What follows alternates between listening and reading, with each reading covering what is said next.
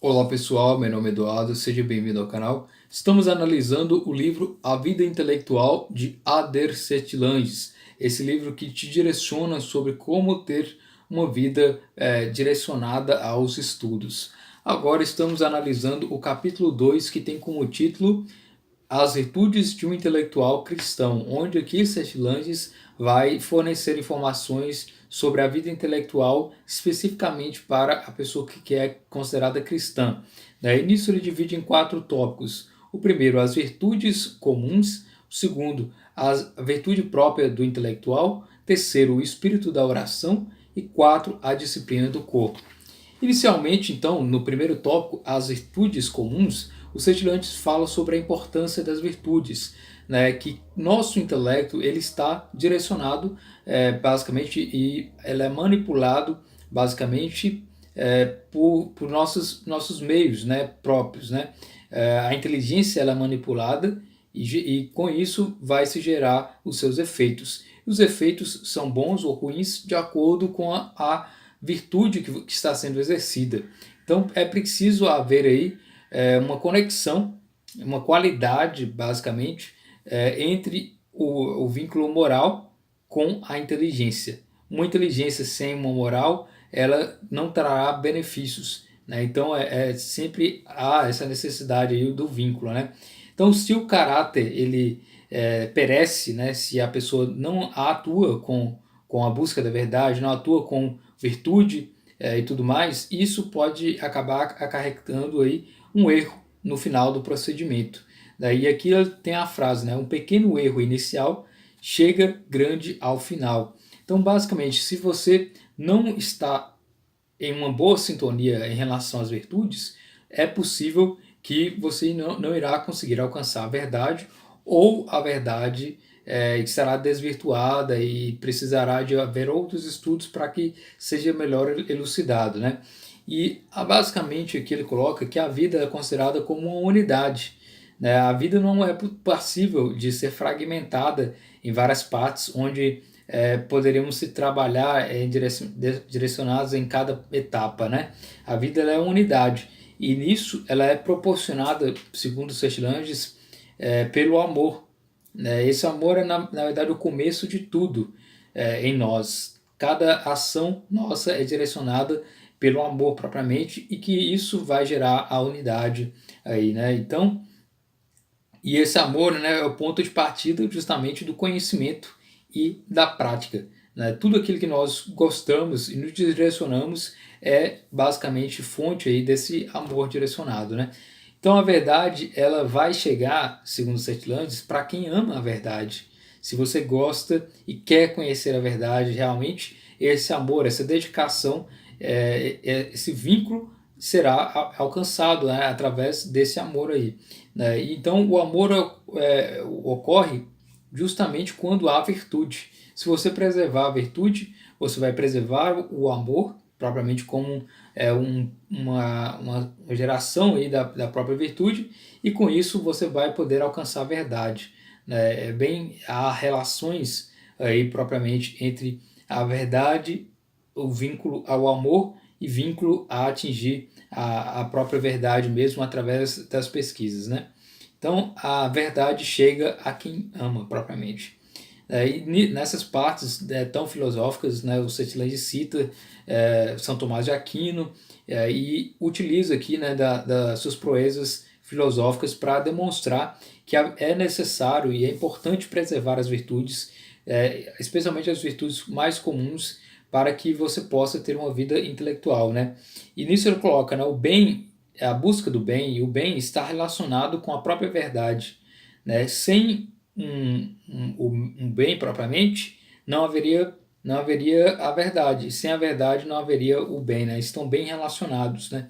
Sem um ou outro, né? Sem o bem ou sem a verdade, o espírito, né? A nossa própria mente também fica desabilitada e debilitada, né? Para atingir a própria verdade mesmo.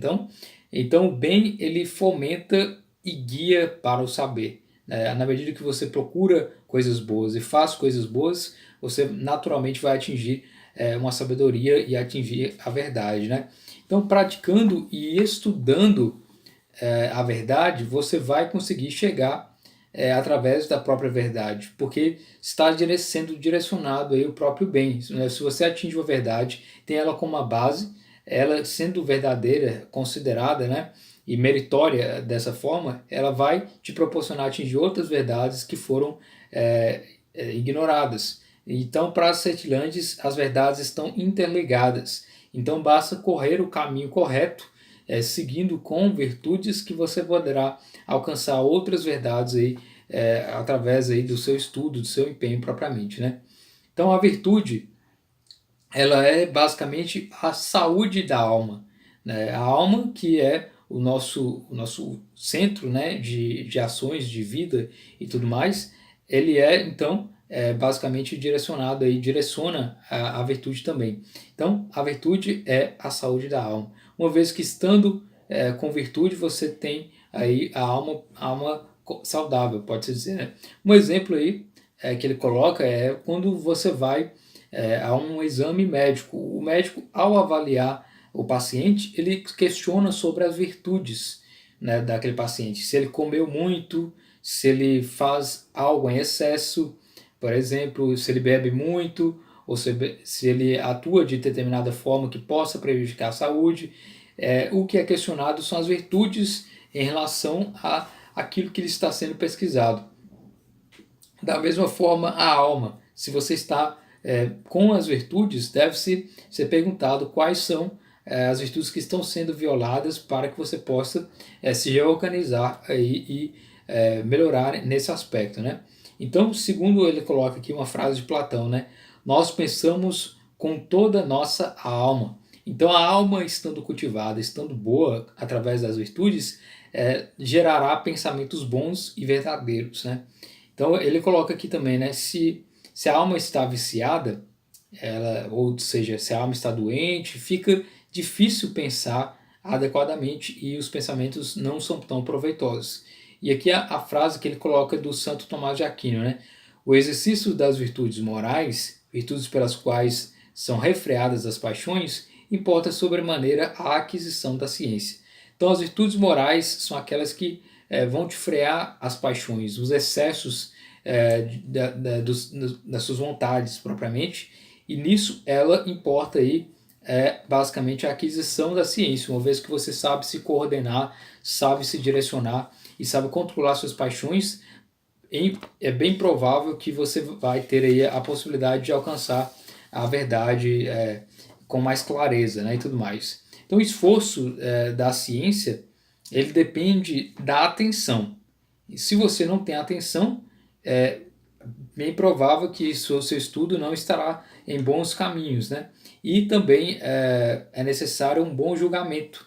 Então, o esforço da ciência condiz aqui com a sua atenção no estudo e com o seu bom julgamento.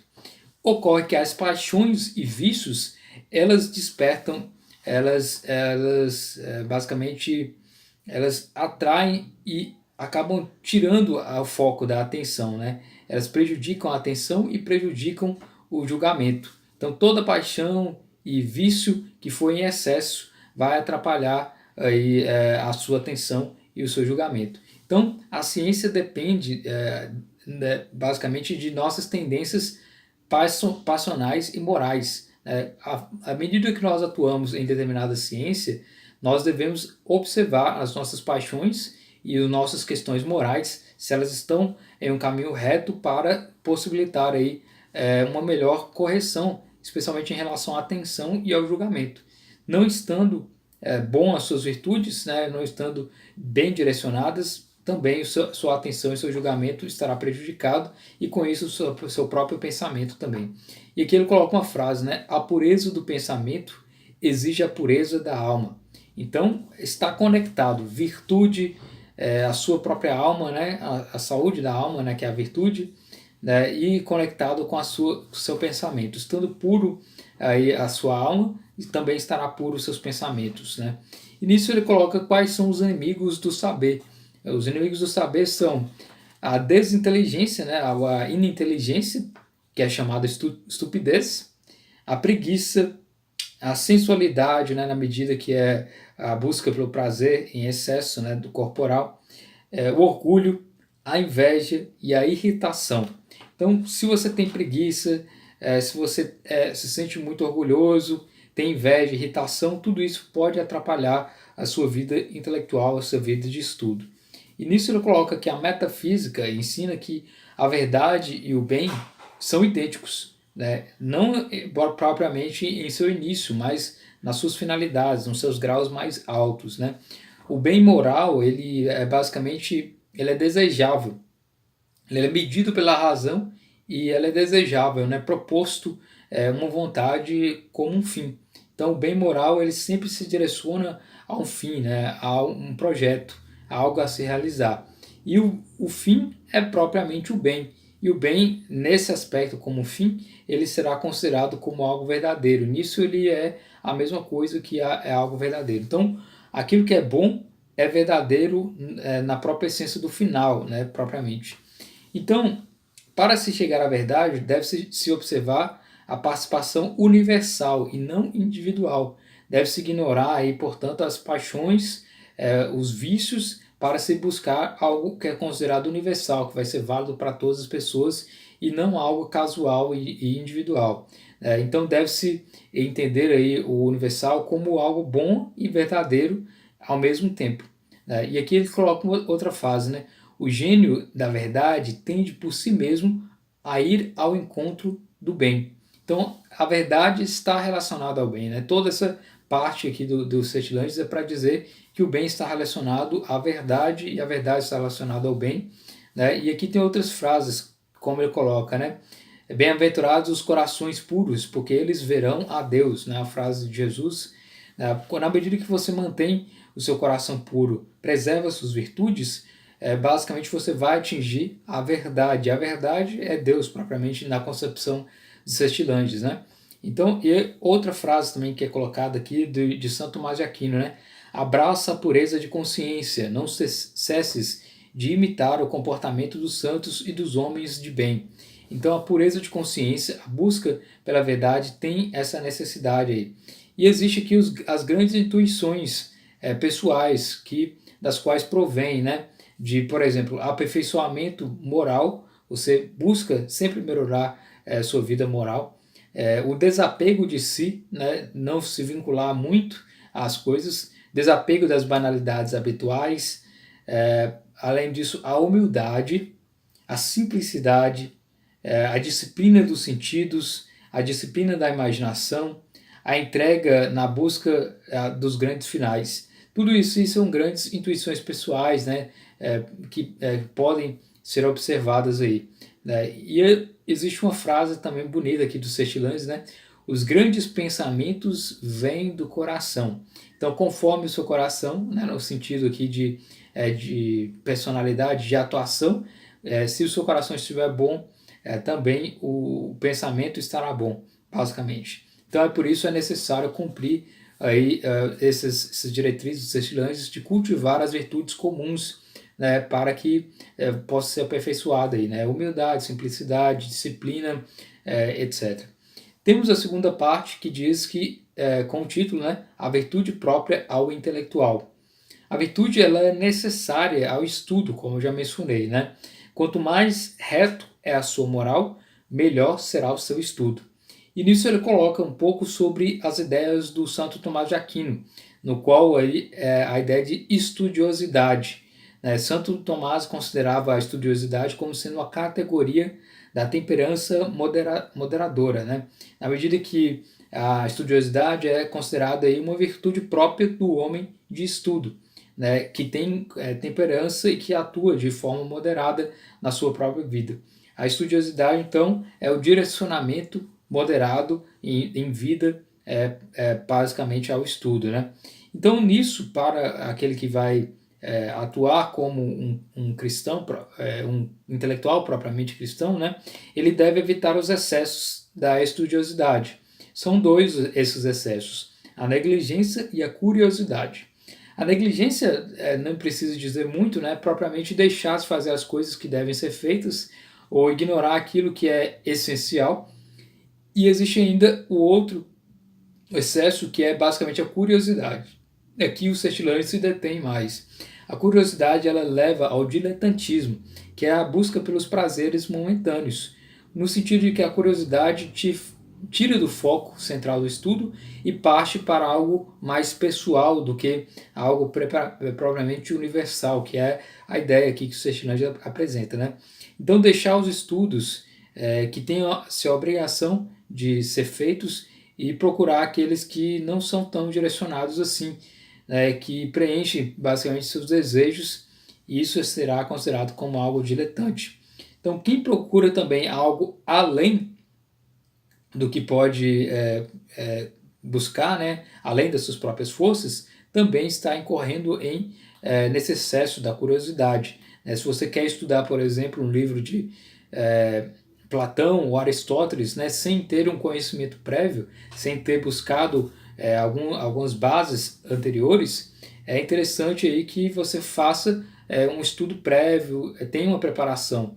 E aqui Sextilândia adverte que não se deve procurar algo alto demais, acima daquilo que você pode alcançar. Nisso ela até coloca os preceitos de Santo Tomás de Aquino, né? Não procures acima de teu alcance. Outra frase, né? Quero que decidas entrar no mar pelos regatos, não diretamente. Então, uma vez que você vai entrar no mar, vai pelas beiradas até chegar ao fundo, propriamente. Né? A mesma forma, o conhecimento. Procure primeiro as coisas mais simples e vai se direcionando até as coisas mais altas. Né? Isso é basicamente uma medida, uma temperança, né, que o Sextilândia coloca dentro das virtudes propriamente do intelectual, buscar aí a humildade nesse aspecto. Né? Ele ainda coloca, né, o sábio começa pelo início e só dá o passo seguinte depois de ter firmado o anterior. Então, o sábio sempre vai verificar aquilo que já foi feito e aquilo que poderá ser feito, e uma vez já tendo adquirido toda a experiência do primeiro passo, é que ele vai prosseguir adiante. Né? Então, é sempre ter essa humildade do conhecimento, de saber o que se sabe e de que não se sabe ainda. Né? Então, nem alto nem baixo, sempre algo intermediário aí da busca pelo conhecimento. Né? E outra frase aqui que ele coloca também, que é bem interessante, né? Caminhe em frente, seguindo seu próprio ritmo, com Deus por guia. Então, buscar sempre o seu ritmo e não buscar algo nem alto demais, nem baixo demais.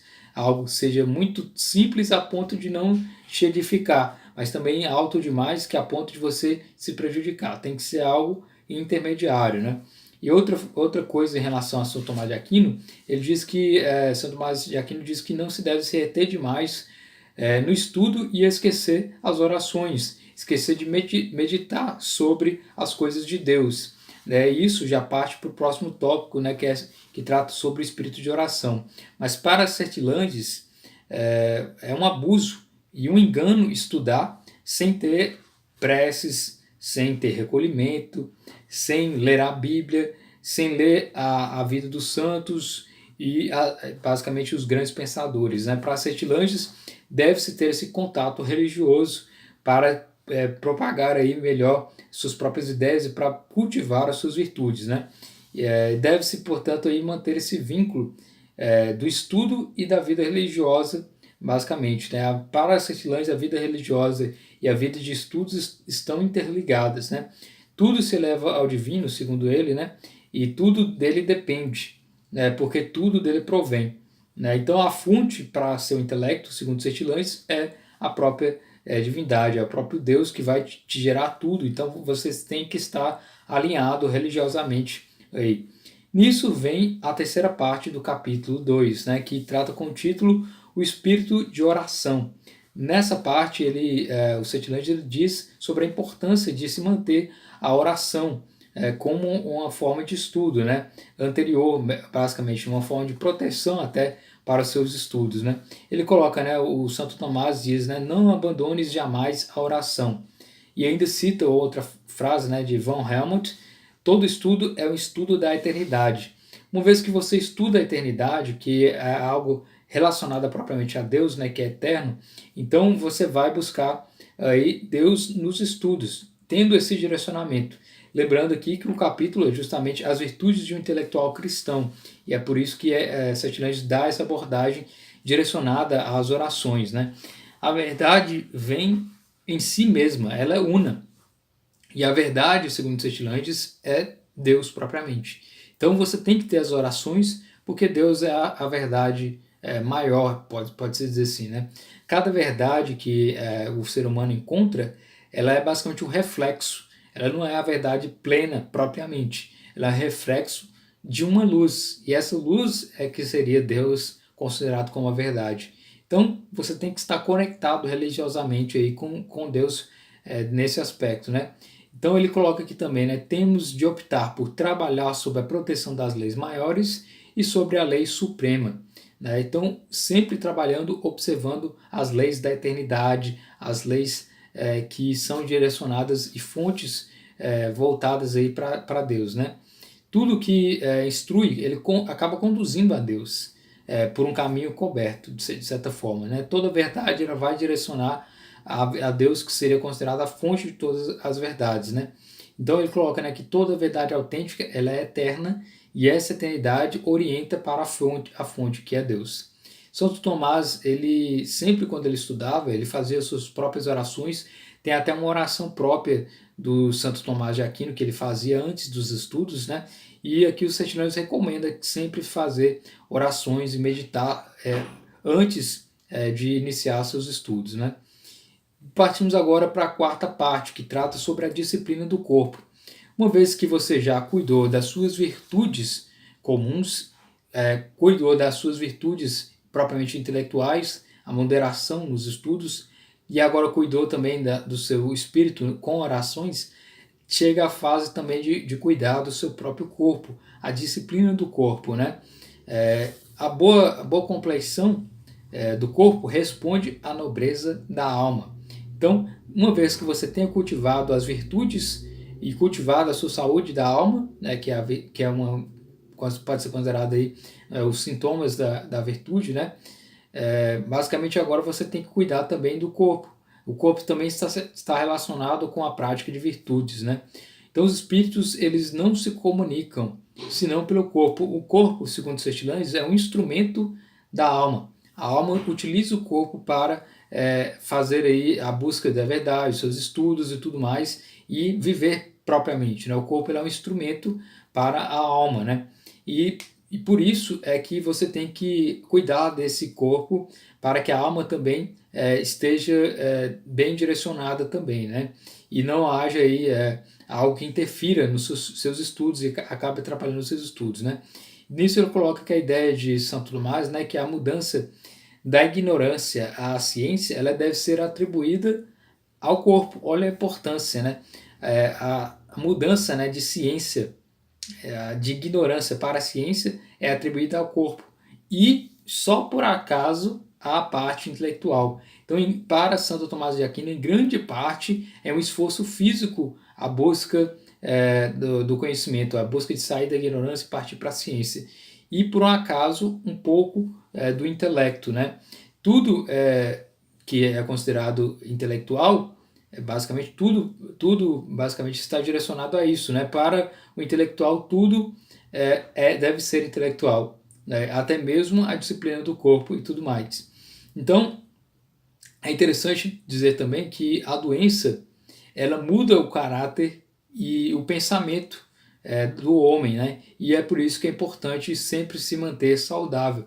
Uma vez que tendo um corpo saudável, você vai evitar obstáculos para a vida intelectual, né? Ou seja, mantendo a saúde, seus pensamentos vão estar bem direcionados, né? Então, ele coloca também a importância da higiene. A higiene ela é rica, ela poderá enriquecer a própria filosofia, né? Ela tem aí, basicamente a boa higiene, ela tem uma espécie de virtude intelectual.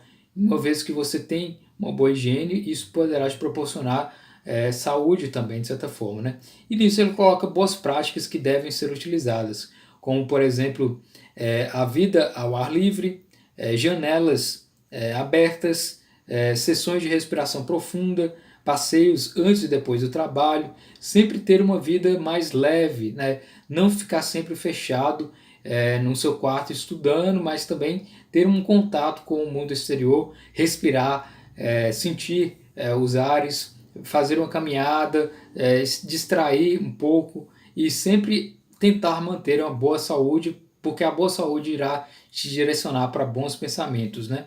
E ele coloca também que uma boa postura ao estudar também, né? Liberando os pulmões, né? Sempre deixando os pulmões retos, né? E não com postura que vai basicamente comprimir as vísceras, né? Ficar assim, basicamente. Então deve-se também pausar o estudo quando você tiver com muito tempo de estudo, né? Para respirar profundamente e relaxar, né? Fazer esses exercícios, se alongar, né? Ao longo do seu estudo, né? Para que o corpo não se atrofie, né? E não acabe te prejudicando na sua saúde também. Além disso, ele coloca, né, que é interessante ter sessões de exercícios físicos, pelo menos 1 hora ou meia hora por dia, para que seu corpo se mantenha saudável, né?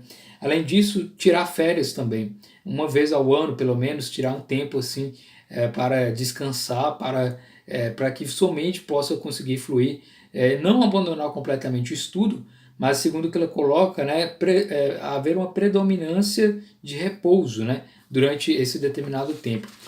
Além disso, ele diz que tendo um corpo são, somente estará sã, né, vinculando aí até os próprios ensinamentos da Bíblia, né, o corpo são, mente sã.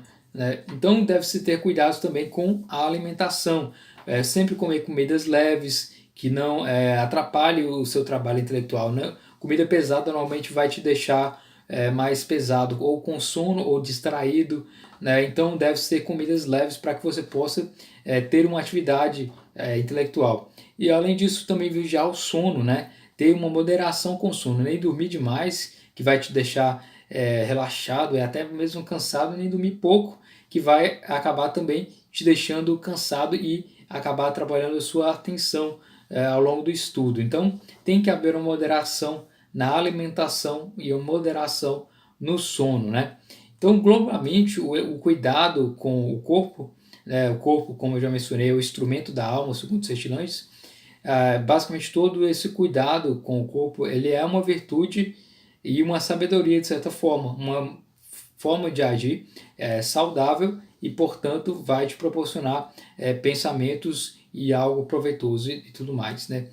E ele coloca ainda, né, um amigo do prazer é um inimigo do seu corpo e se torna depressa um inimigo de sua alma.